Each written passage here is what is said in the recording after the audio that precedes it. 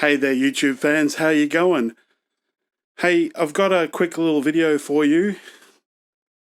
How do you find out if you've got diabetes? Okay, of course you go to your doctor, and there's a few things they can test. So one is just a fasting blood sugar test, and another one is that they don't do very often. You have to check for that. You have to ask them specially, is a fasting insulin test. That's another one. So this is in a case where you could even be pre-diabetic, but I'll go into that a little bit later in this video.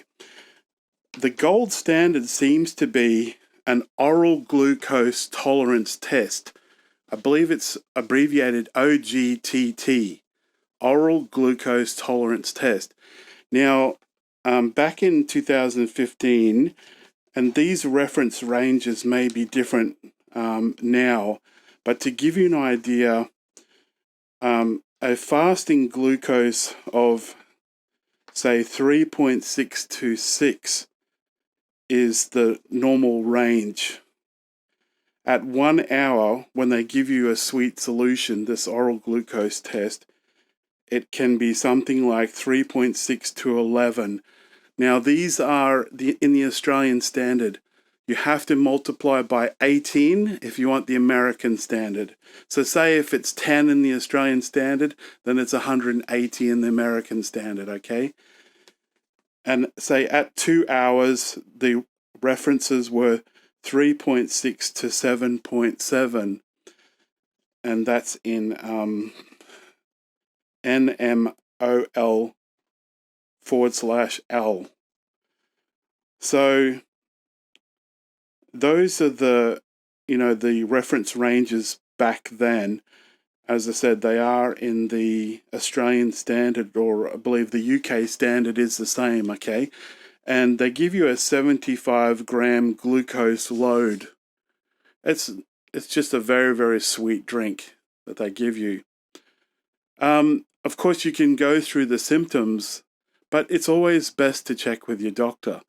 If your doctor doesn't do a fasting insulin test, ask them to do it, because if you just have a normal blood test, right, it may be normal, but you don't see in the background how much insulin is needed to keep your diabetes in control. And so you could have impaired glucose tolerance, they call it, or insulin resistance.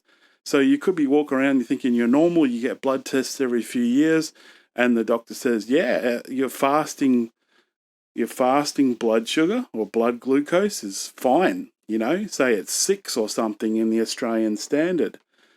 And you think, oh, I've got symptoms, or I'm hungry all the time, or I need to go to pee all the time, or, I feel tired and fatigued, things like that. So that's one thing to look into, okay?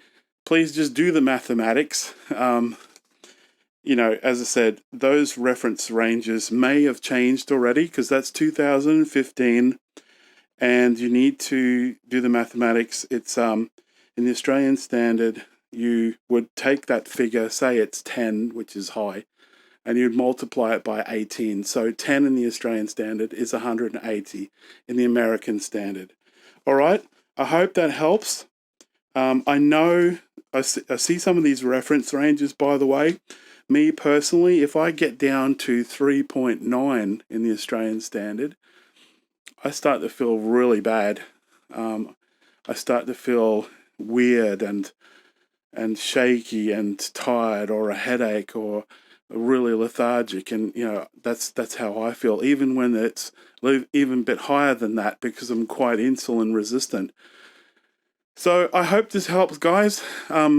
Please do me a favor. Please like, comment, and the most important is subscribe. Subscribing so I can get that number up over the 1,000 subscribers, so I can finally get some money towards the equipment and the time spent in doing these videos. I would appreciate it. Thanks, guys. Peace out, eh? God bless.